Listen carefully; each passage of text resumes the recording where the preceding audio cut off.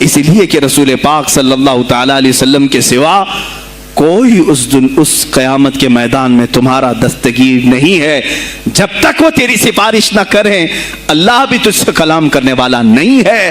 جب امام اہل سنت نے یہاں تک کہہ دیا خلیل و نجی مسیح و صفی سبھی سے کہیں نہ بنی, یہ بے خبری کی خلق پھری کہاں سے کہاں تمہارے لیے, رسول پاک ہی کے لیے, تم وہاں پر بھی اٹھائے جاؤ گے. میں یہی میسج دے کر کے جاؤں گا جو میرے مرشد گرامی نے آخری وقت دیا تھا.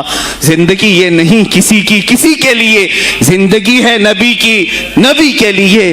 نہ سمجھ مرتے ہیں زندگی کے لیے, نہ سمجھ مرتے ہیں زندگی کے لیے. جینا مرنا ہے سب کچھ نبی کے لیے. بلحوث سن, سیم و زر کی بندگی اچھی نہیں. بلحوث کہتے ہیں ہوس کا پجاری, خواہشات کا پجاری. میرا مرشد یہ کہہ کر گیا ہے ہمیں, بلحوث سن, سیم و زر کی بندگی اچھی نہیں, ان کے در کی بھیک اچھی سروری اچھی نہیں, ان کے در کی بھیک اچھی سروری اچھی نہیں. اور کہتے ہیں جو پیا کو بھائے اختر وہ سہانا راگ ہے, جو پیا کو بھائے اختر وہ سہانا راگ ہے. جس سے ناخوش ہو پیا وہ راگنی اچھی نہیں. جو میرے نبی کو نہ پسند آئے وہ بات ہی اچھی نہیں. جو میرے نبی کو نہ پسند کام ہو وہ کام ہی اچھا نہیں. جس سے ناخوش ہو پیا وہ راگنی اچھی نہیں. عزیزان گرامی وقار, سرکار بغداد ان کی کرامات اپنی جگہ پر, لیکن ان کی زندگی کے کچھ اہم گوشے میں لے کر آج حاضر ہوں. آج ہمارے حالات کے اعتبار سے بھی ضرورت ہے اس کی. جب آپ پروان چڑھتے رہے اپنی ماں کی گود میں, بہت جلدی آپ کے والد گرامی کا انتقال ہو گیا. آپ سے خود پوچھا گیا تھا غوث پاک سے, آپ کی جوانی میں یا جب آپ کا شہرہ بغداد میں بہت ہو گیا تب پوچھا گیا تھا آپ کو اپنے ولی ہونے کا احساس کب ہوا. غوث پاک سے ہی پوچھا گیا تھا آپ کو کب پتا چلا اللہ نے آپ کو ولایت کا یہ مقام عطا کیا. آپ فرماتے ہیں جب میں 10 سال کا تھا, مدرسے جاتا تھا تو غیب سے ایک آواز آتی تھی, افصحوا فی المجالس لولی اللہ. غیب سے آواز آتی تھی, اے لوگوں مجلس میں جگہ چھوڑ دو, اللہ کا ولی آ رہا ہے. یہ آواز صرف میں نہیں, میرے استاد بھی سنتے, وہاں بیٹھے شاگرد بھی سنتے, اور سب کھڑے ہوتے تھے, جگہ دیتے تھے. غوث پاک فرماتے ہیں جب ہر بار مجھے یہ آواز آنے لگی تب مجھے احساس ہوا کہ اللہ تعالیٰ نے مجھے ولایت کا تاج پہنایا ہے. پھر آپ کو لہو و لعب میں, کھیل کود میں نہیں رکھا گیا. فرماتے ہیں ایک بار میں صرف ایک گائے کی پونچھ پکڑنے کی کوشش کر رہا تھا, گائے پلٹ گئی, فصیح عربی میں کہنے لگی الہذا خلقت ام بہذا امرت یا عبد القادر, اے عبد القادر کیا تجھے اسی کام کے لیے پیدا کیا گیا یا تجھے اللہ نے اس کام کا حکم دیا کہ میری پونچھ پکڑے.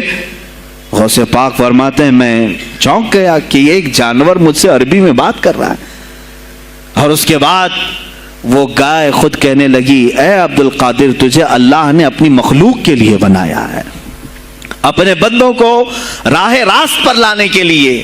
غوث پاک فرماتے ہیں اس کے بعد زندگی میں کبھی کھیل کود کی خواہش بھی نہیں آئی, کھیل کود کی خواہش بھی نہیں آئی, کبھی تصور بھی نہیں کیا. اور جب آپ جیلان سے نکل کر بغداد آئے, بغداد کے جو حالات تھے وہ آپ نے بہت قریب سے مشاہدہ کیا.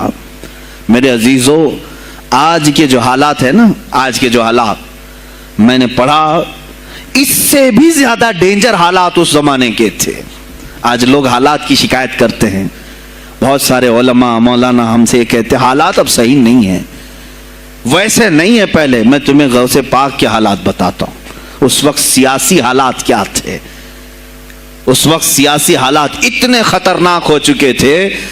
بغداد میں شیعوں نے اپنا گڑھ جمایا تھا, یہاں تک کہ ہر عالم پر, ہر واعظ پر, ہر امام مسجد پر پابندی تھی.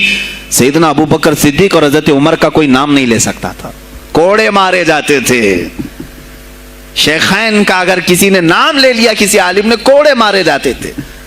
خلیفہ واثق باللہ تک یہ تاریخ چلی بغداد میں, اور سلطنتیں ٹوٹ چکی تھیں. سیاسی حالات اس قدر خراب ہو چکے تھے, چھوٹی چھوٹی ٹکڑیوں میں بٹ چکے تھے مسلمان. مصر کی طرف دیکھیں تو فاطمی حکومت قائم ہو گئی تھی, وہ وہ اپنے آپ کو فاطمی کہہ رہے تھے. بغداد میں عباسی خاندان حکومت کر رہا تھا اور وہ بھی سمٹ کر کے صرف بغداد کے اطراف رہ گئی بس. پھر ترکی کی طرف دیکھیں تو سلجوقی خاندان تھا, ایک ایک ٹکڑا حکومت کر رہا تھا اور یہی آپس میں دست بگریباں تھے, ایک دوسرے سے لڑ رہے تھے. اور پھر پلس اس پر ایسا کہ بازنطینی جو عیسائی تھے, صلیبی تھے, ان سلطنتوں کو آپس میں لڑا کر کے اس قدر شدت پیدا کر چکے تھے کہ بغداد والا مصر نہیں جا سکے, مصر والا ترکی نہ آ سکے. پھر ادھر بخارا, سمرقند, نیشاپور, یہ جو رشیا میں ہیں آج, ازبکستان وغیرہ میں, یہاں الگ ایک سلطنت قائم تھی اور ہند میں الگ کفرستان تھا. سب جگہ الگ الگ حالات تھے اور مسلمانوں کے لیے اس زمانے میں ایسے حالات ہو گئے جیسے لاک ڈاؤن ابھی کا سیم. میں آپ کو بتا دوں سچویشن لاک ڈاؤن میں کیا ہوا تھا معلوم ہے؟ یہ ہمارے طلبہ دیکھیں 8 مہینے سے بیٹھے ہوئے ہیں, مدارس میں نہیں گئے, حفظ قرآن کر رہے تھے, عالم دین بن رہے تھے, مدرسے بند ہیں نا, گھروں میں بیٹھے کچھ تو آوارہ گردی کر رہے ہیں. اسی طرح کالج کے بچے بھی, اسکول کے بچے بھی سب چھوٹے ہوئے ہیں لاک ڈاؤن کی وجہ سے. سیم یہی سچویشن اس زمانے میں ہوئی. بغداد علمی مرکز تھا, کوفہ اور بصرہ علم کے مرکز تھے. آپسی رنجشوں کی وجہ سے بادشاہوں کی طلبہ ایک جگہ سے دوسری جگہ کا سفر نہیں کر سکتے تھے. بغداد کے سارے مدرسے بند پڑے ہوئے تھے کیونکہ طلبہ آ نہیں سکتے. کہاں سے آئے تم؟ مصر سے آئے, واپس جاؤ, اس سلطنت میں کیا کر رہے ہو؟ اس طرح کی سختیاں. یہاں تک کہ یہی زمانہ ہے جب حسن بن صباح نام کا ایک ایسا منافق جس نے اس زمانے کے بادشاہوں کو خرید لیا اور کچھ لوگوں کو نشے کا خوگر بنایا. حشیشین وغیرہ آپ نے سنا ہوگا, صلاح الدین ایوبی کا زمانہ ہے یہ.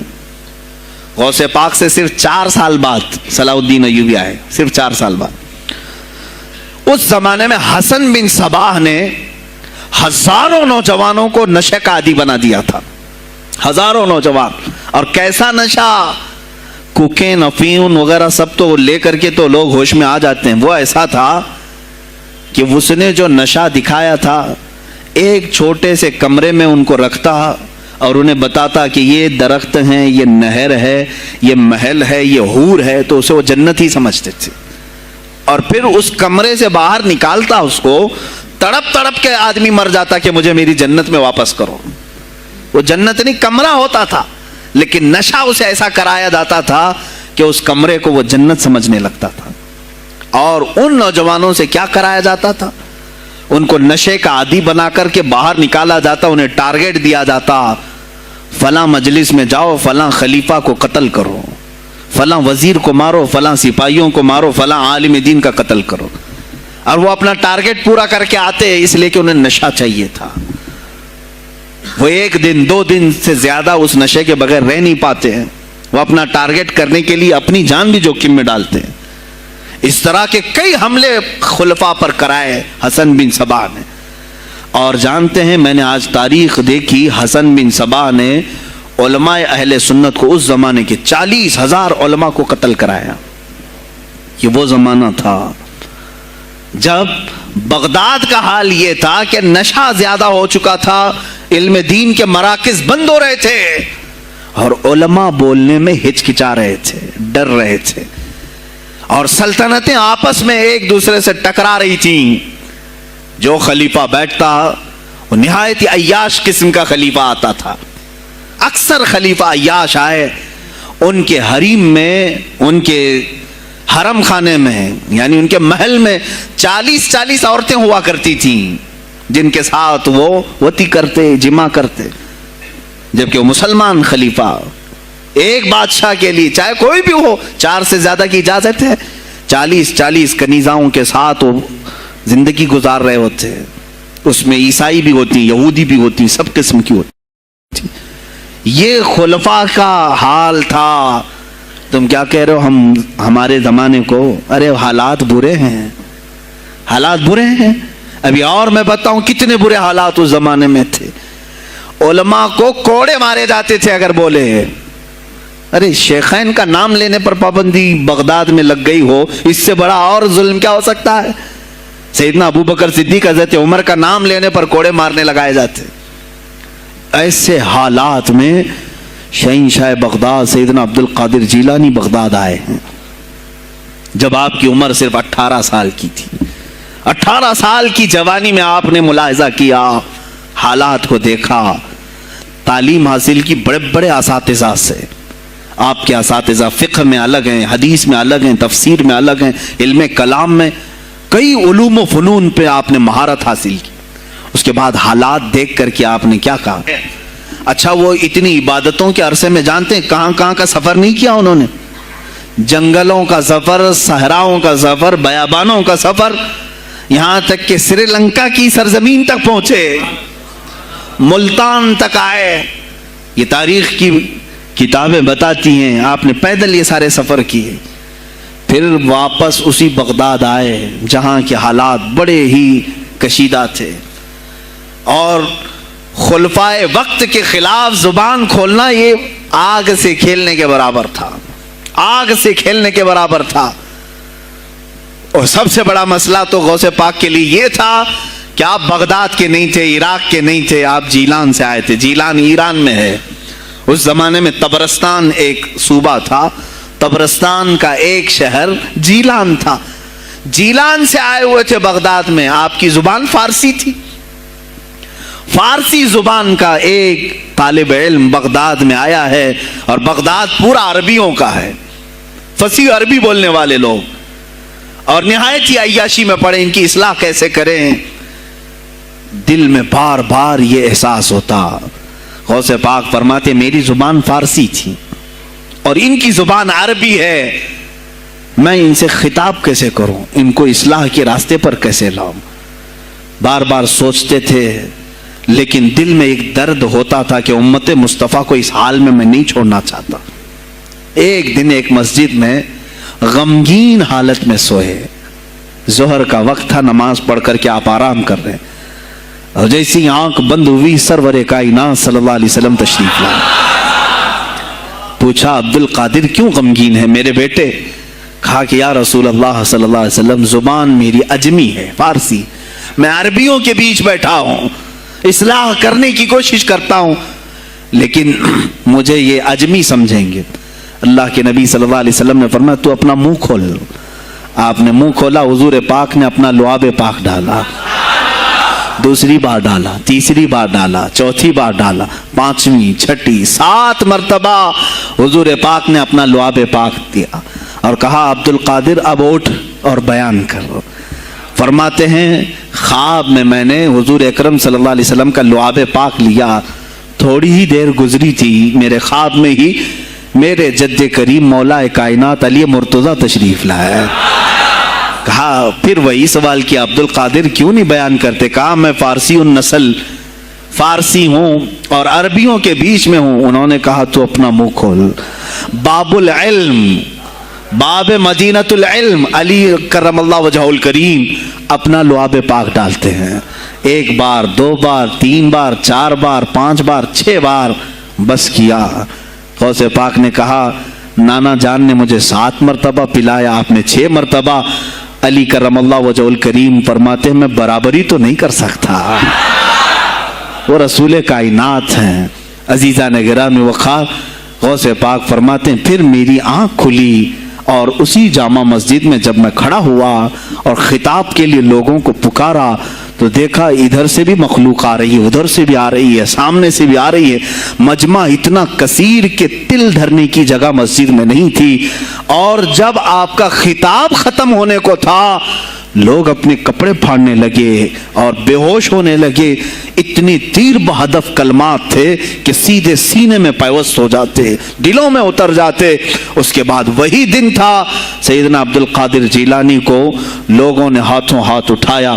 بغداد میں شہرہ ہو گیا کہ کوئی ایک اجمی آیا ہے اور عربیوں پر فوقیت لے گیا ہے، سارے عربی اس کے سامنے دنگ رہ گئے ہیں، کوئی عربی اس کی فصاحت کو نہیں پہنچ پاتا ہے۔ کئی لوگ امتحان کے لیے بھی آئے، ایسا نہیں ہے کہ غوث پاک کو یوں ہی چھوڑ دیا گیا۔ میرے عزیز، تم تو 1000 سال کے بعد کرامتیں سنتے ہو نا، یہی لگتا ہے کہ غوث پاک بہت کرامتوں کے مالک تھے، بہت بڑے عالم اور بڑے ولی کامل تھے، کچھ نہیں ہوا ہوگا ان کے ساتھ۔ ہمارے سے زیادہ خطرے انہوں نے مولے ہیں، ہم سے زیادہ حاسدین ان کے تھے، دشمنی کرنے والے اپنوں میں بھی بہت سارے تھے۔ غوث پاک رضی اللہ تعالیٰ عنہ کا جب خطاب شروع ہوا، کیا ایک خطیب جب مشہور ہونے لگے تو دوسرے مولوی خاموش رہ جائیں گے؟ حسد کی چنگاری بھڑکتی ہے، وہ غوث پاک کے خلاف بھی بھڑکی۔ اور بغداد میں جب یہ شورا ہونے لگا تو کئی علماء اس وقت کے جو بڑے بڑے پائے کے عالم ہیں، ان کی کتابیں آج بھی موجود ہیں، میں نام تذکرے نہیں کر رہا، لیکن انہوں نے ٹیسٹ لینے کی غرض سے، امتحان لینے کی غرض سے کئی لوگوں کو سوالات بھیجے۔ ایک دن مجلس میں ایسا تھا کہ غوث پاک تفسیر قرآن بیان کرتے تھے۔ تفسیر قرآن بیان کرنا غوث پاک کا محبوب مشغلہ تھا، روزانہ قرآن کی تفسیر عرض کرتے۔ ایک دن مجلس میں بڑے بڑے علماء کی جماعت، جس میں عبد الرحمن جوزی جیسے بڑے فقیہ محدث ہیں، ان کی ایک جماعت آئی۔ قرآن کی جو آیت کی تفسیر وہ کر رہے تھے، اس تفسیر کو کئی کتابوں سے انہوں نے اخذ کیا اور لے کر کے آئے، مجمع میں بیٹھے۔ غوث پاک نے تفسیر شروع کی۔ ایک آیت کی کتنی تفسیریں ہو سکتی ہیں، کتنی تفسیریں ہو سکتی ہیں؟ ایک تفسیر بیان کیا، اس کے بعد کہا اس آیت کی ایک دوسری تفسیر یہ ہے۔ پھر تھوڑی دیر کے بعد غوث پاک نے فرمایا اس کی ایک تیسری تفسیر یہ ہے۔ پھر کہا اس کی ایک چوتھی تفسیر یہ ہے۔ پھر کہا اس کی ایک پانچویں تفسیر یہ ہے۔ بیان کرتے جا رہے ہیں یہاں تک کہ 13 تفسیریں ہو گئیں۔ جو بیٹھے ہوئے تھے وہ آشش کرنے لگے۔ اس کے بعد اتنا ہی نہیں، آگے بڑھتے رہے، آگے بڑھتے گئے، 40 تفسیریں ایک آیت کی آپ نے بیان کی۔ جو آئے تھے وہ کھڑے ہو گئے اور اس کے بعد غوث پاک رضی اللہ تعالیٰ عنہ کو دیکھنے لگے۔ غوث پاک نے ان کو مخاطب کر کے کہا، اے گروہ علماء، اے جماعت علماء، تم 13 تفسیریں یاد کر کے آئے تھے ایک آیت کی، کیا وہ میں نے شروع سے 13 تک صحیح بیان کیا؟ سب اپنے جبے اٹھانے لگے، کہا ہم تو یہ 13 تفسیریں پڑھ کر آئے تھے یہ سوچ کر کے کہ شیخ عبد القادر جیلانی کو 2-3 سے زیادہ تفسیریں نہیں آتی ہوں گی، 13 کے بعد آپ تو 40 تک پہنچے، وہاں تو ہمارا بھی علم نہیں پہنچا۔ جماعت علماء دنگ رہ گئے اور اس کے بعد توبہ بھی کیا، کہا ہمارے دلوں میں بدگمانی آ گئی تھی، ہم توبہ کرتے ہیں۔ غوث پاک رضی اللہ تعالیٰ عنہ ایک اور مجمع ایسا ہے کہ اس میں 40 کے قریب علماء ہے، سوالات الگ الگ لے کر کے پھنسائیں گے کسی طرح سے ان کو، ڈیفیکلٹ سوالات لے کر کے۔ ایک بات یاد رکھنا، مشکات شریف کی حدیث ہے، جس نے علم اس لیے حاصل کیا کہ کسی عالم کو نیچا دکھا دوں، اسے پھنسا دوں سوال کر کے، حضور فرماتے ہیں قیامت کے دن اسے آگ کی بیڑیاں پہنائی جائیں گی، اس کی زبان کو آگ کی کینچی سے کھینچا جائے گا۔ اس لیے علم حاصل مت کرو، کسی کو نیچا دکھانا، کسی کو بیوقوف بنانا۔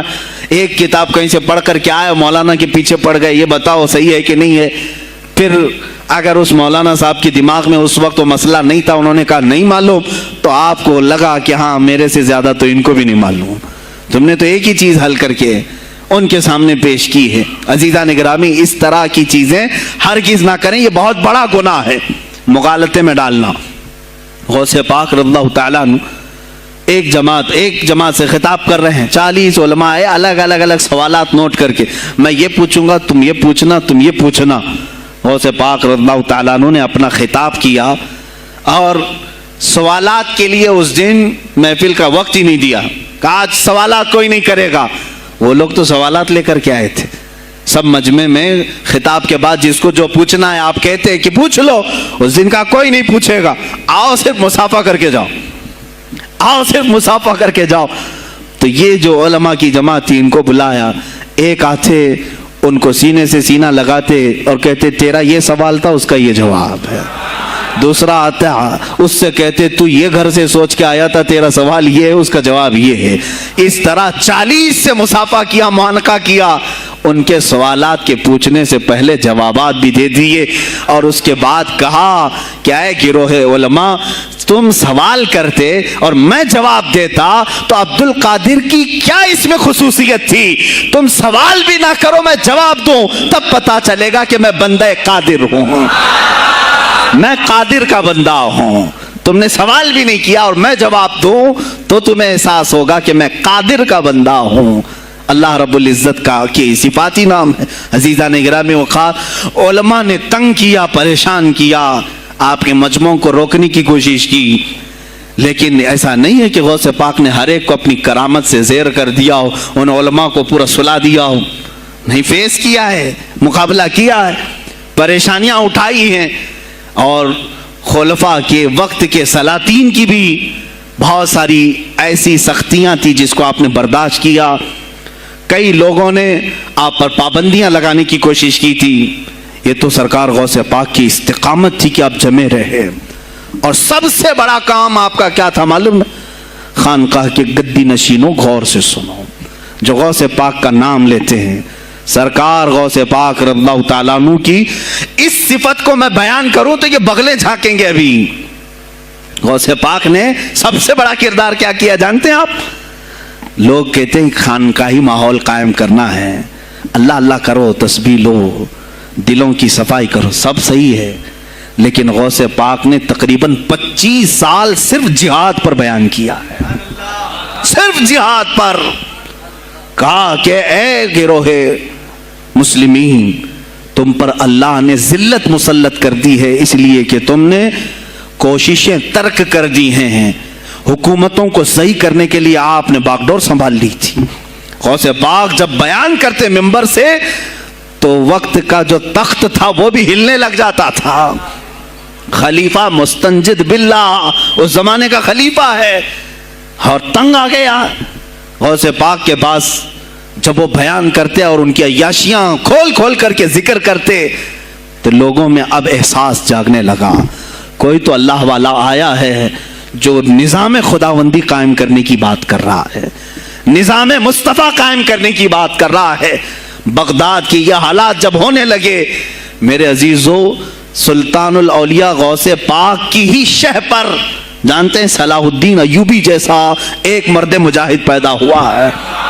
یہ آپ کی تحریک تھی، غوث پاک کی تحریک تھی کہ جب بازنطینی عیسائیوں سے آپ نے اپنی پوری امت کو آگاہ کیا کہ تم سو رہے ہو، تم اپنی عیاشیوں میں ہو، تم اپنے نشے میں ہو، تمہارا دشمن تاک میں لگا ہے، گھات لگا کر کے بیٹھا ہے۔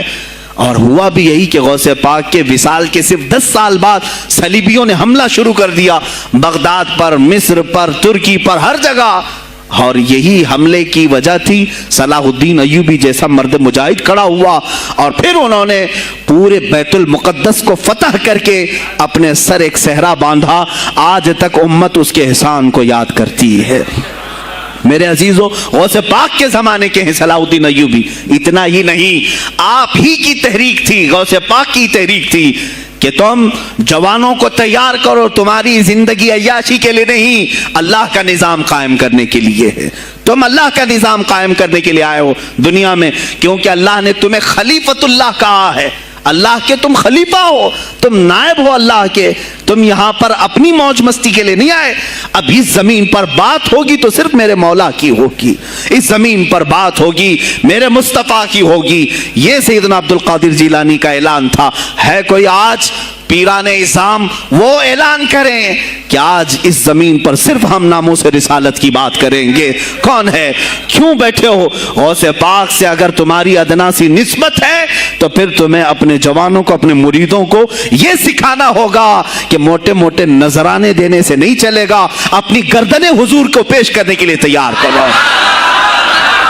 تم تیار ہو جاؤ اپنا خون اور اپنی گردن بارگاہ مصطفیٰ میں دینے کے لیے۔ یہ آج تربیت دو، ورنہ پھر دشمن تمہیں کچا چبانے کے لیے تیار ہے، کچا چبانے کے لیے تیار۔ عزیزان گرامی، میں غوث پاک کی تحریک آپ کو بتا دوں کون سی تحریک تھی۔ وہ صلاح الدین ایوبی جو بیت المقدس فتح کیا، یہ غوث پاک کی تحریک ہے۔ اور پھر چند سالوں کے بعد پورے عالم اسلام میں جو خلافت عثمانیہ قائم ہوئی، غازی ارطغرل جو آئے، یہ تحریک بھی غوث اعظم کی پیدا کی ہوئی تھی۔ آپ نے جوانوں کو متحرک کیا تھا اور پھر امت کا وہ شعور بیدار کیا تھا جو ان میں مردہ کر چکے تھے کچھ حکومت کے کارندے۔ میں سمجھتا ہوں اس وقت جتنے خلفاء بیٹھے ہوئے تھے خلافتوں پر، تخت پر، جو نام کے مسلمان تھے، یا اس کو ہماری زبان میں سمجھ لیں سب کانگریس کے تھے جو منافق تھے، یعنی دکھتے تھے بس لیکن اندر سے سب نفاق ہوتا تھا، نفاق ہوتا تھا۔ ہاں میں صاف کہوں گا بغداد میں بھی کانگریس کا خلیفہ رہا ہوگا، مصر میں بھی اور ترکی میں بھی اور نیشاپور میں بھی، اس لیے کہ مسلمانوں کے خون چوس کر کے تخت پر بیٹھ تو جاتے لیکن پوری زندگی گزر جاتی، میرے مصطفیٰ کا نام تک نہیں لیتے تھے، ان کو بٹھاتے تھے مسلمان۔ آج آپ بھی تو یہی کر رہے ہیں، یہی کر رہے ہیں۔ ہم اپنا اپنا سمجھ کر کے جن کو اوپر تک بٹھاتے ہیں، پوری زندگی چھان مار کر کے دیکھ لو کب یہ نظام قرآن کی کبھی بات کیا ہے؟ کبھی میرے مصطفیٰ پر آنے والی آنچ کے لیے یہ کھڑا ہوا ہے؟ کوئی نہیں کھڑا ہونے والا ہے۔ ان کے سفید کرتے اور ان کے سفید پاجامے سب کفن بن کر رہ جائیں گے اور کچھ بھی نہیں ہوگا۔ عزیزان گرامی وقار، آپ کو سرکار بغداد رضی اللہ تعالیٰ عنہ کی تحریک میں بتاؤں، ترکی سے نکلنے والی خلافت عثمانیہ یہ غوث اعظم کی پیدا کی ہوئی تحریک تھی۔ اتنا ہی نہیں، آپ کے آخری زمانے میں سرکار خواجہ غریب نواز معین الدین چشتی رضی اللہ تعالیٰ عنہ کی ملاقات بغداد میں ہوئی، معین الدین اجمیری رضی اللہ تعالیٰ عنہ کی ملاقات ہوئی۔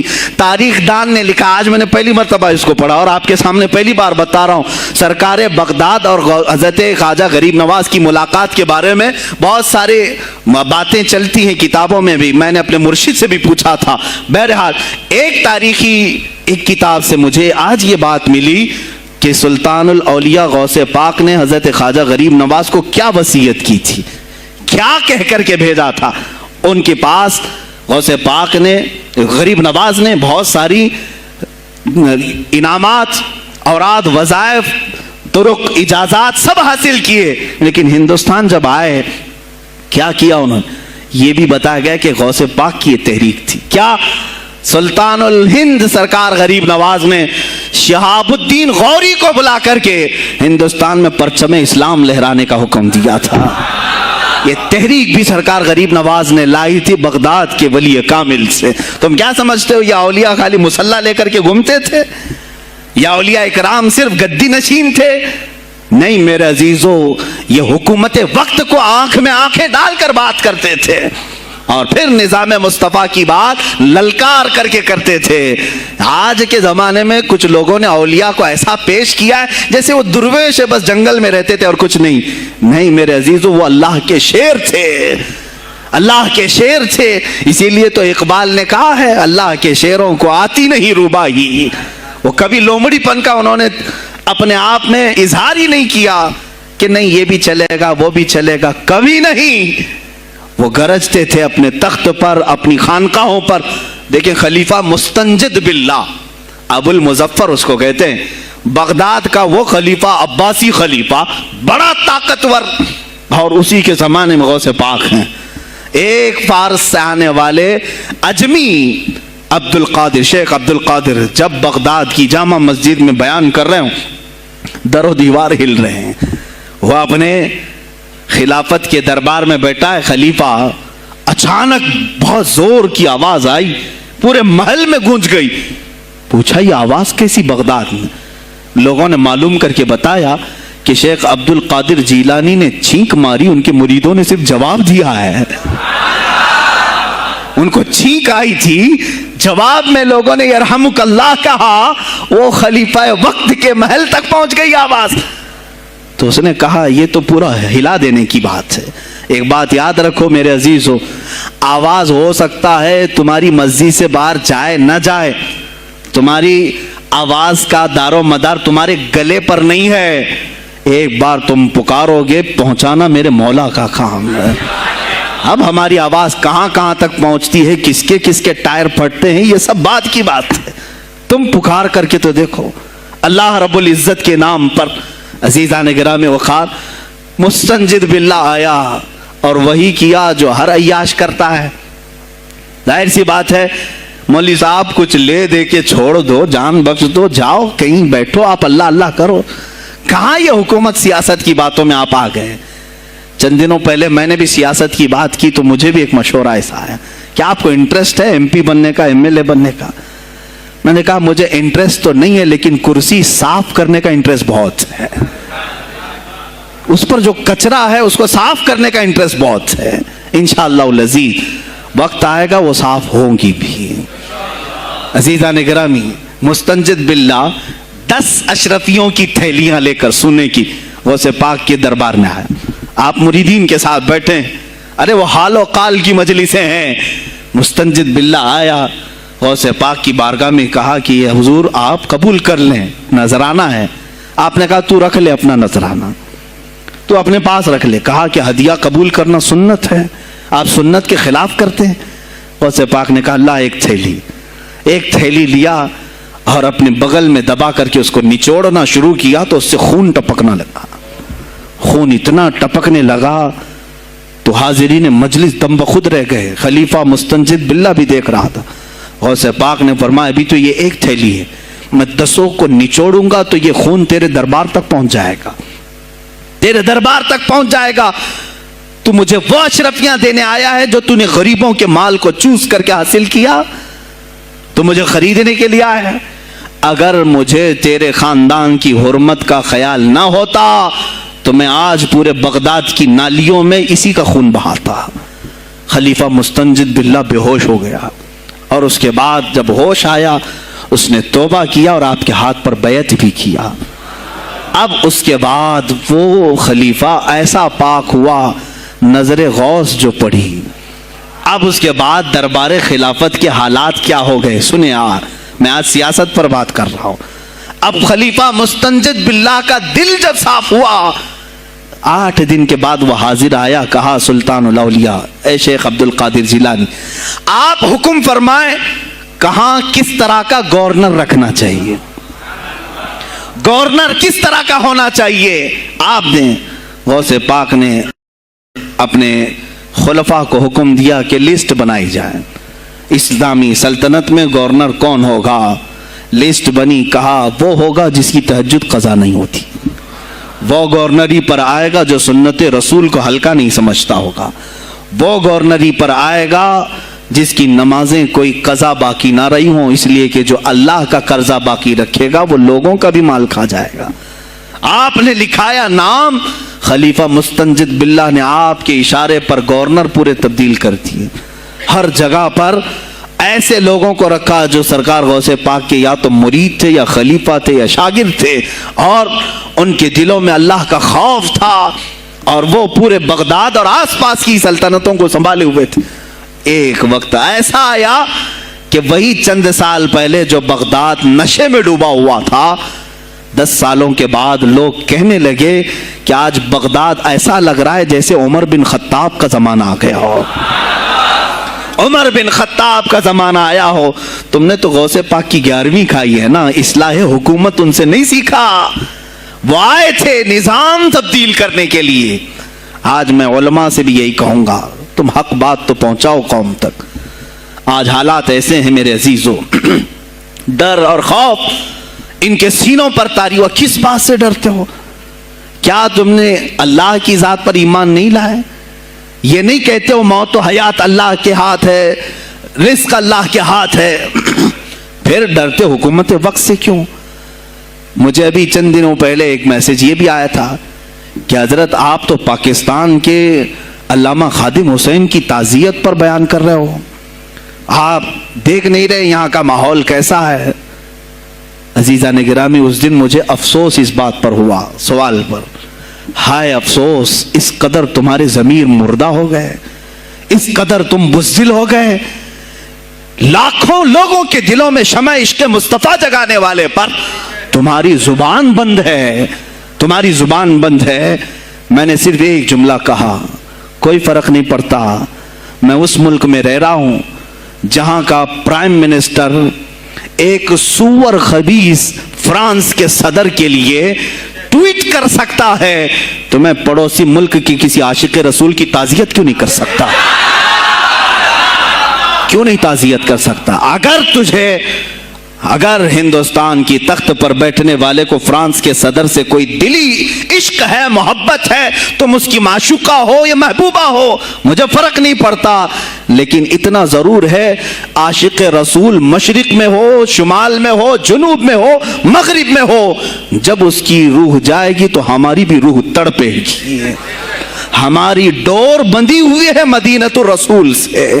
میرے آقا صلی اللہ علیہ وسلم کی جو بات کرے گا وہ پھر کسی بھی ملک کا باشندہ ہو۔ تم کہتے ہو تعزیت کے لیے، ارے میرے عزیز اگر میں سامنے ہوتا تو اس کے قدموں کی خاک میں اپنے امامے پر رکھتا۔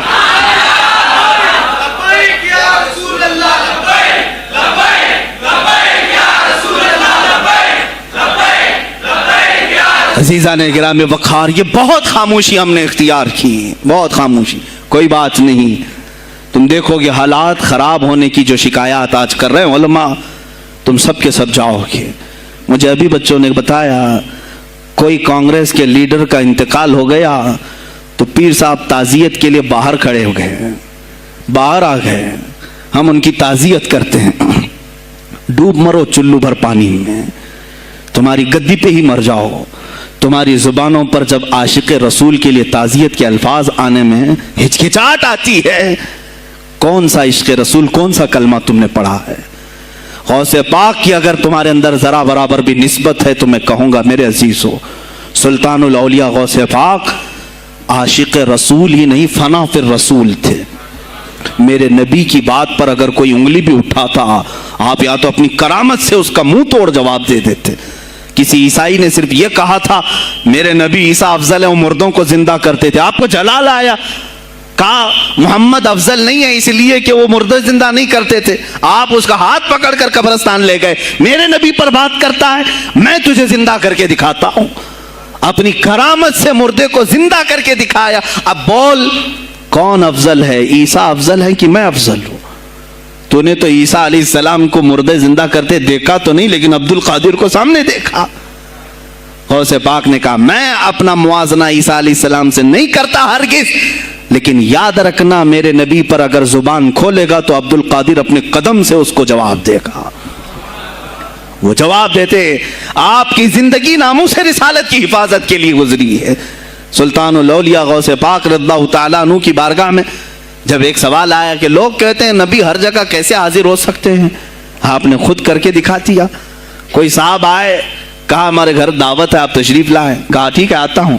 تھوڑی دیر بعد دوسرے آئے، کہا ہمارے گھر دعوت آپ آئے، سیم ٹائم پہ کئی 70 لوگ آئے، سب کی دعوت قبول کی۔ دوسرے دن شام میں لوگ آ کر کے فخر کر رہے ہیں، آج میرے گھر شیخ عبد القادر جیلانی آئے تھے، دوسرا کہہ رہا نہیں میرے گھر آئے تھے، تیسرا کہہ رہا میرے گھر آئے تھے۔ ایک وقت میں سب گھروں پر کیسے؟ سبوں نے کہا انہیں سے پوچھتے ہیں وہ کہاں گئے تھے۔ جب لوگ آئے تو سننے میں یہ آتا ہے کہ آپ ایک درخت کے نیچے بیٹھے تھے، لوگ سوال کرنے کے لیے آئے، سب آپس میں کہہ رہے ہیں ہمارے گھر آئے تھے، ہمارے، آپ بتائیں کیا کس کے گھر گئے تھے؟ تو انہوں نے کہا درخت کے اوپر دیکھو۔ تو لوگوں نے درخت کے اوپر نگاہ ڈالی تو دیکھا ہر پتے پر شکل عبد القادر نظر آ رہی ہے۔ فرماتے ہیں اللہ نے عبد القادر کو یہ اتنی قدرت دی ہے کہ بیک وقت وہ کئی جگہوں پر حاضر ہو سکتا ہے۔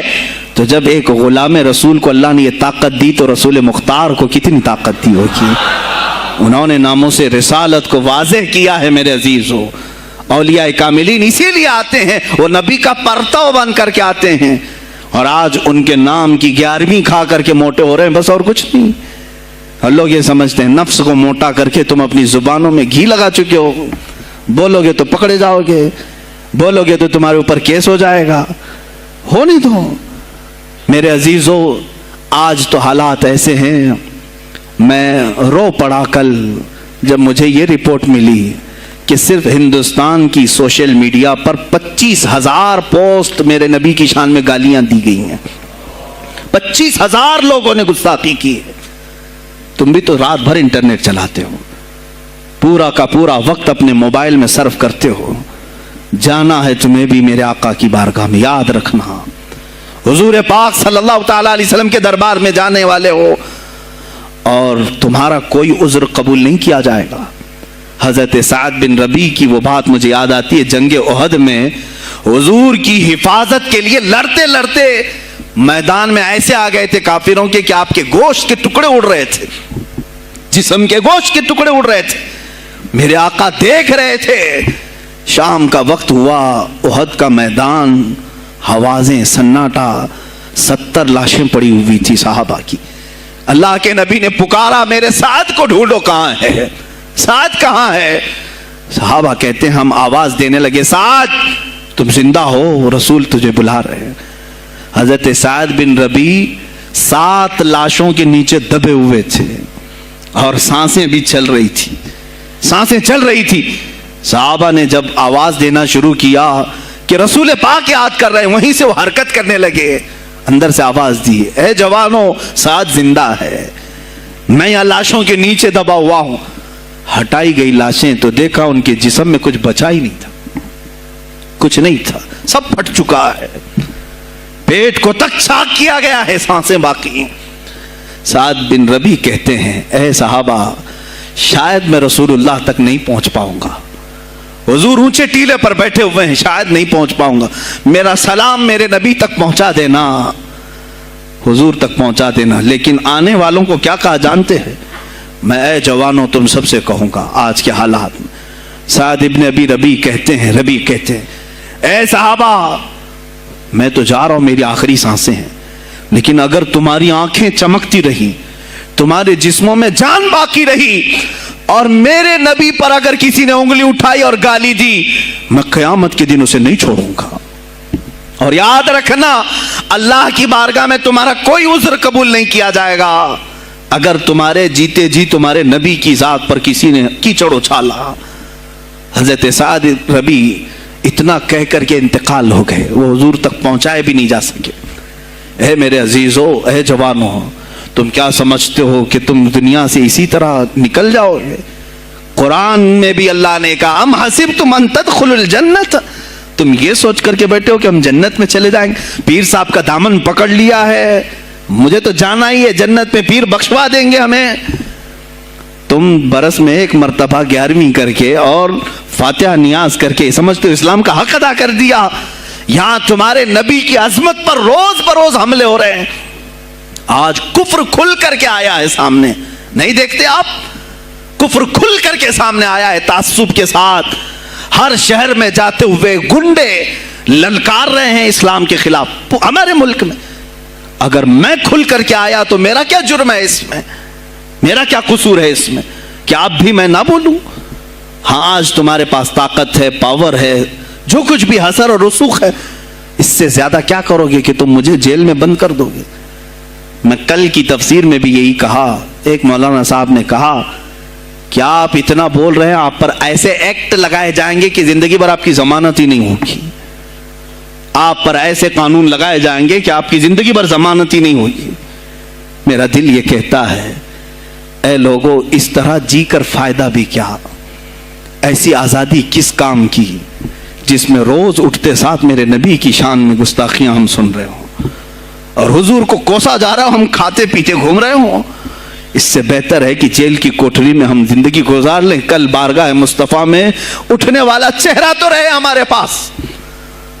اگر اللہ کے نبی صلی اللہ تعالی علیہ وسلم نے سوال کر لیا پکڑ کر کے کہ تیرے زندگی میں، تیری جوانی میں مجھ پر تو لوگ رنگیلا رسول کہہ رہے تھے، تو کیا کہہ رہا تھا؟ تو کیا کہہ رہا تھا اس زمانے؟ تم کیا کہو گے؟ اے اللہ کے نبی میں مزدور تھا، میں کچھ نہیں کر سکتا تھا، میں غریب تھا، کام کاج کرتا تھا، میں کچھ نہیں کر سکتا تھا. یاد رکھو اس وقت میرے آقا تمہارے سامنے بلال حبشی کو لا کر کھڑا کر دیں گے. یہ کیا تھا بلال؟ یہ تو غلام تھا، اس کی پیٹھ پر سل رکھ کر کے پیٹھ گلا دی جاتی، تب بھی اپنی زبان پر میرا نام لینا نہیں چھوڑتا تھا. تم کون سی مزدوری کی شکایت لے جاؤ گے؟ بہانہ کرو گے اللہ کی بارگاہ میں، رسول کی بارگاہ میں بہانہ کرو گے. اے گروہ علماء، تم کو اللہ نے ممبر دیے ہیں خطابت کے لیے، اللہ نے اپنے رسول کا ممبر تمہیں دیا ہے، اس لیے نہیں کہ تم حکومت کی خوشامدی کرو، تم اپنے وقت کے طاغوتی قوتوں کی خوشامدی کرو، اس لیے نہیں، بلکہ آج تم سے قوم مصافحہ کر کے ہاتھ چومتی ہے صرف اس لیے کہ تمہاری زبان پر نام مصطفیٰ ہے. آج علماء کی جو عزت ہے صرف اس لیے، تمہاری پگڑیاں، تمہارے جبے دیکھ کر کے قوم عزت نہیں کرتی، صرف اس لیے ان کے دلوں میں تم مچلتے ہو کہ تم مصطفیٰ کریم کی باتیں کرتے ہو۔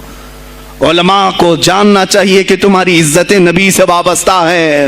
آبرو ماذا نام مصطفیٰ است، ہماری آبرو، اقبال نے کہا تھا ہماری آبرو نام مصطفیٰ سے وابستہ ہے۔ اگر اسی نام کو کسی نے چھیڑا تو پھر ہمارا جی کر مطلب کیا ہے؟ ہم کس کام کے؟ میں ایک مثال سے سمجھاتا ہوں۔ مسجد ہے، دیوار کے پینٹ کو اگر کسی نے کھرچ لیا تو ہو سکتا ہے معاف کر دیں، ہم اس کو چھوڑ دیں۔ کسی نے لکیر نکال دی دیوار پر، ہم چھوڑ دیں اس کو۔ لیکن میاں وہ ہمارے سامنے آ کر پلر ہلانے لگ گیا اور مسجد کا یہ پلر توڑنے لگ گیا، خاموش بیٹھو گے؟ اور اگر تم خاموش بیٹھے تو اس کا انجام کیا ہوگا؟ اس نے پلر ہلایا تو صرف پلر نہیں ٹوٹے گا، یہ چھت پورا سب کے اوپر گرے گا۔ آج ظالم کفار پورے تمہاری جڑ کو ہلا رہے میرے نبی کی ذات کو، سیدھے مصطفیٰ کریم کی ذات کو ہلا رہے ہیں۔ اللہ کے حبیب صلی اللہ تعالی علیہ وسلم کی ناموس کو ہلکے میں مت لینا میرے عزیزو، لاکھوں جانیں جاتی ہیں، جائیں اسلام پر۔ حضور اکرم صلی اللہ تعالی علیہ وسلم کی ذات کو ہلکے میں مت لینا۔ اور اگر انہوں نے ہلانا شروع کیا ہے اگر حضور کی ذات پر، حیرت ہو رہی، 25,000 پوسٹ تم میں سے کس نے کمپلینٹ کی ہے؟ سائبر کرائم کو کمپلینٹ کر سکتے تھے، ہمارے جذبات کو ٹھیس پہنچا ہے۔ ہم آزاد ملک میں رہ رہے، میرے نبی سے چھیڑ چھاڑ کیوں ہو رہی ہے؟ کسی نے آواز اٹھائی؟ کچھ ہیں اللہ ماشاءاللہ، کچھ علماء، کچھ وکلا اس کے پیچھے لگے ہوئے ہیں، لیکن میرے عزیزو ہر مسلمان کا یہ حق ہے، تمہاری نسبت رسول پاک سے ہے۔ اب انہوں نے ہلانا شروع کیا تو انتظار کرو، جس دن یہ چھت گرے گی عذاب بن کر سب پیچھے جائیں گے، سب اس میں گرفتار ہوں گے انشاءاللہ العزیز۔ ہم مہم چھیڑیں گے، ہم مہم چھیڑیں گے اس بات کی۔ اگر آج تم کثرت میں ہو تو اس کا کیا مطلب جو چاہے تم کر لو گے؟ ہم اتنے گئے گزرے تو نہیں ہیں کہ ہمارے نبی کے اوپر بھی تم چلے جاؤ۔ ہاں ہمیں رون دیا، ہمیں مار دیا، ہمیں قتل کر دیا، سب برداشت کر لیا، لیکن اب اس سے آگے نہیں برداشت کریں گے انشاءاللہ العزیز۔ میں آواز دیتا ہوں اسی منبر سے، اے گروہ علماء، اے جماعت صوفیہ، اے خانقاہ کے گدی نشینوں، باہر آؤ، آؤ حکومت وقت سے ایک مطالبہ یہ کرو، اے حکومت وقت کے تخت پر بیٹھنے والوں، ہمارے ہند میں پارلیمنٹ میں بھی ایسا قانون پاس کرو کہ کوئی میرے نبی کی ذات پر بھونکے تو اسے موت کی سزا ہو جائے۔ ہم یہ چاہتے ہیں۔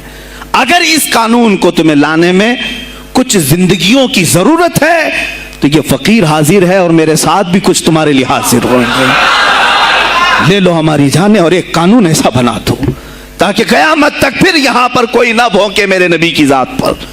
تم قانون صرف میرے نبی کے لیے نہیں، تم اپنے دیوی دیوتاؤں کے لیے بناؤ، شانتی سے رہو۔ ہم نے کبھی تمہارے خلاف بھونکا نہیں ہے، ہم نے کبھی دیوی دیوتاؤں کو چھیڑا نہیں ہے، اس لیے کہ اسلام اس کی اجازت نہیں دیتا، ہم گالی نہیں دیتے، ہم اسلام کی حقانیت سے بیان کرتے ہیں۔ لیکن خاموش رہنے کی یہ سزا ہمیں دی جا رہی ہے کہ ہمیں گالیاں دیتے دیتے یہ اب ہمارے نبی تک پہنچ گئے، ہماری ماں عائشہ صدیقہ تک پہنچ گئے، اور ہمارے تمام اکابرین اسلاف تک پہنچ گئے، اور 25 کروڑ کی تعداد میں خاموشی یہ اچھی نہیں ہے میرے عزیزو، اچھی نہیں ہے۔ آج افسوس اسی بات کا ہے جن کو اللہ تعالیٰ نے اپنے نبی کی نیابت عطا کی ہے، وہ نائب رسول ہیں یا کسی خانقاہ کے گدے نشین ہیں، تم یہ مت سمجھ لینا کہ تمہارے آبا و اجداد کمال کے تھے، بزرگان دین تھے، تم چھوٹے جاؤ گے۔ نہیں، سوال تو ہوگا، تمہیں سوال ہوگا، مجھ سے بھی ہوگا، میں یہ نہیں کہہ رہا ہوں کہ میں کوئی الگ ہوں، سوال ہوگا۔ آؤ سر جوڑ کر کے ہم اس سلسلے میں کوشش کریں۔ غوث پاک رضی اللہ تعالیٰ عنہ کا یہی میسج تھا۔ ہندوستان میں شہاب الدین غوری نے جو پرچم اسلام لہرایا، وہ آج تک اس کی دین ہے کہ مسلمان زندہ ہیں، اب مسلمان باقی ہیں۔ پوری دنیا میں نظام کو صحیح کرنے کے لیے آواز اٹھانا یہ بھی اولیاء کاملین کی بات ہے، ان کی صفات ہیں۔ صرف اپنی خانقاہ میں اللہ اللہ اور ذکر کرانا ہی ان کا کام نہیں تھا، وہ دلوں کو تو دھلتے ہی تھے، لیکن جو نظام سنبھال رہا ہوتا اس کی باغ ڈور کو بھی دھلتے تھے، اس کی بھی صفائی کرتے تھے۔ تو اللہ کا ڈر رکھنے والا کرسیوں پر آئے، جو کسی کا خون چوسنے والا نہ آئے۔ عزیزان گرامی وقار، اپنے سیاسی شعور کو بھی بیدار کرو، سیاست کو سمجھو، تم کب تک استعمال ہوتے رہو گے؟ اب اس میں علماء کو بھی آنا چاہیے کہ ان کے سیاسی شعور کو بیدار کرے۔ تمہارے ساتھ آج جو کھیل کھیلا جا رہا ہے، تم ہر ایک کی جے وجے کرتے ہوئے ہر پارٹی کے پیچھے جاتے ہو، تم نے آج تک اپنا قائد نہیں ڈھونڈا، اپنا قائد نہیں ڈھونڈا۔ اور ان کو دیکھو، وہ کہتے ہیں کہ اگر پیٹرول 200 لیٹر بھی ہو جائے تو ہمارے قائد تو یہی ہیں، اس لیے کہ ہمارا ہم مذہب ہے، وہ ہمارے مذہب کی بات کرتا ہے۔ تمہارا کون ہے میرے عزیز؟ تم کسی پر متفق نہیں ہوتے، اور جو تمہارے لیڈر ہیں وہ کسی اور کے پلو میں چھپے ہوئے ہیں، ہاں کسی اور کی گود میں بیٹھے ہوئے ہیں، جا جا کر کے یہ سارے مسلمانوں کو کسی اور کے ہاں بیچ کر کے آتے ہیں۔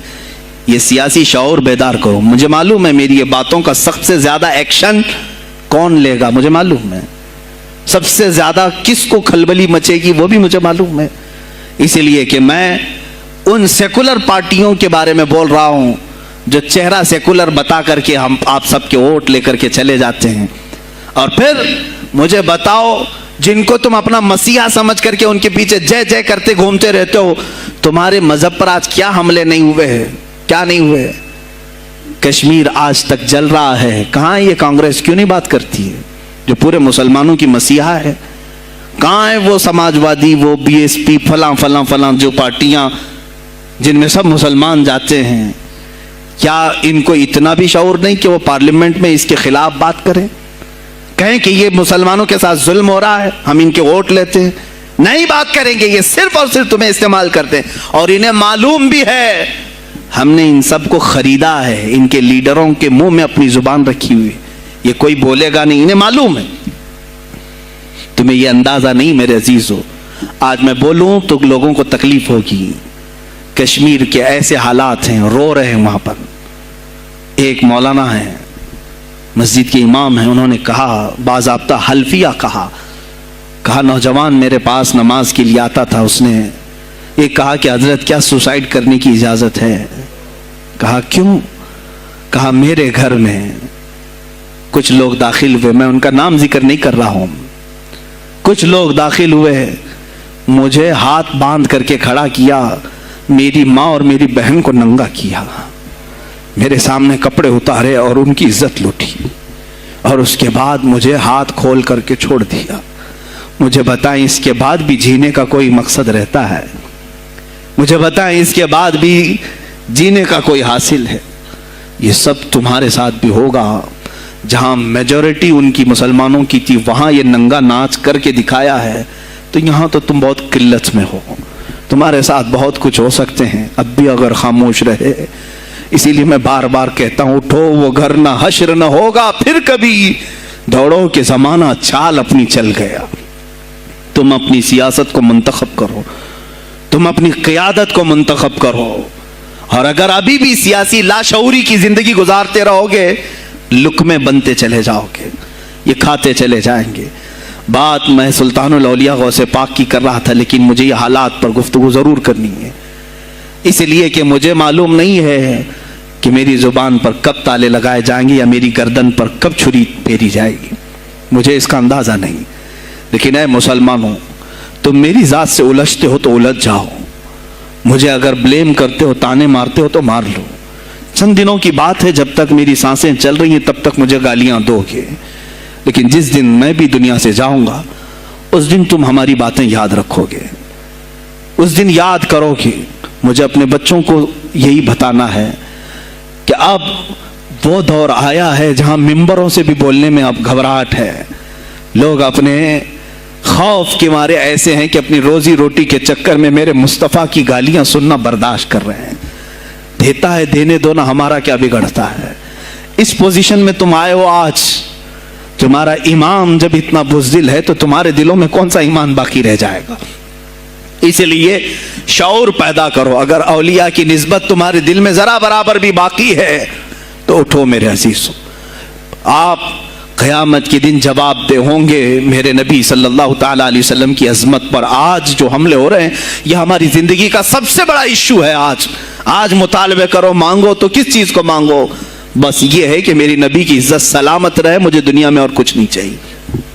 اتنا مطالبہ تو کر سکتے ہو، اتنا مطالبہ کرو، اور پھر دیکھو میرے مصطفیٰ کی طرف سے انعام کیا ملے گا، اللہ کی طرف سے انعام کیا ملے گا۔ ارے وہ مرد قلندر جو پاکستان میں ابھی شہید ہوا، کس بات کا اعلان کرتا تھا، کس کو پکارتا تھا، کس کو للکارتا تھا؟ صرف یہی تو بات کرتا تھا کہ تاجدار ختم نبوت، اور میدان میں معذوری کے ساتھ بھی آ کر کہتا تھا لبیک یا رسول اللہ، اے اللہ کے رسول میں حاضر ہوں، میں حاضر ہوں، اپنی جان لے کر آیا ہوں۔ اور تم یاد رکھنا تمہاری ٹانگیں تو سلامت ہے، کل بروز قیامت ہو سکتا ہے تمہارا سامنا اس خادم حسین سے ہو، تمہاری ٹانگیں دیکھ کر کے پوچھی جائیں گی۔ معذور ہونے کے بعد جب کوئی میدان میں میرے نبی کی عظمت پر پہرا دینے کے لیے آ سکتا ہے تو تم نے اپنی ٹانگیں کس کام کے لیے رکھی تھی؟ میرے عزیزوں، میں نے جتنی طاقت مجھے اللہ نے دی میں بول رہا ہوں، اب اس کے بعد کا محاذ تمہیں سنبھالنا ہے، آگے کی ہماری فکروں کو تمہیں لے جانا ہے۔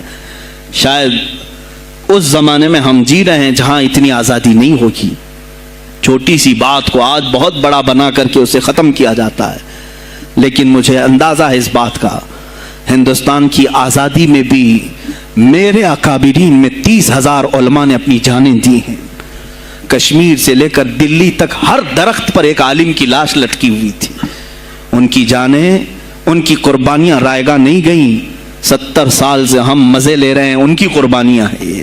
علامہ فضل حق خیر آبادی کو انڈمان نکوبار پوری زندگی کے لیے قید کر کے ختم کر دیا گیا، مزار بھی وہیں پر ہے آج۔ تو آج مجھے اندازہ ہے اگر میں نے اس بات کی شروعات کی ہے، ہو سکتا ہے یہ جو کچھ بھی ہمارے ساتھ کریں، لیکن مجھے میرے رب ذوالجلال کی ذات پر یقین ہے۔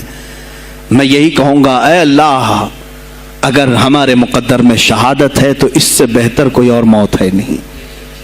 اے رب ذوالجلال، اس حالت میں دنیا سے اٹھا جب تو ہم سے راضی ہو۔ اگر تو نے ہمارے لیے ایک لمحے کے لیے بھی ناراضی ہے، مولا پھر ہمیں مہلت دے دے کہ تجھے راضی کر کے جائے، تجھے راضی کر کے جائے۔